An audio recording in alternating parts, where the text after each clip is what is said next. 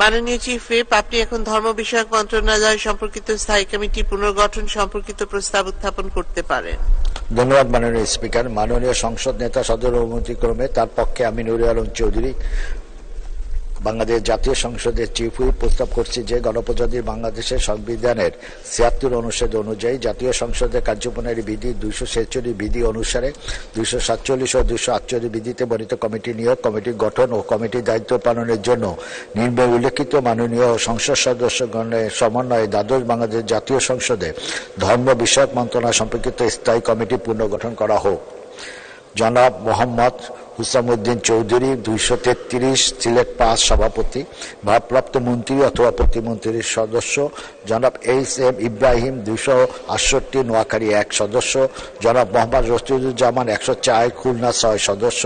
বীর বাহাদুর উৎসই সিং ৩০০ বান্দরবন সদস্য। জনাব ননী গোপাল মন্ডল ৯৯ খুলনা ১ সদস্য।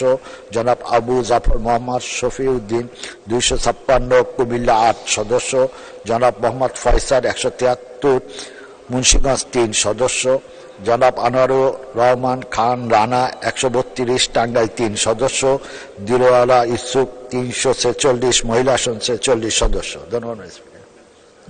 ধন্যবাদ মাননীয় চিফ হুইপ। সংসদের সামনে প্রশ্ন হচ্ছে, মাননীয় সংসদ নেতার অনুমতিক্রমে তার পক্ষে মাননীয় চিফ হুইপের প্রস্তাব মতো এবং তার প্রস্তাবিত সদস্যদের সমন্বয়ে ধর্ম বিষয়ক মন্ত্রণালয় সম্পর্কিত স্থায়ী কমিটি পুনর্গঠন করা হোক।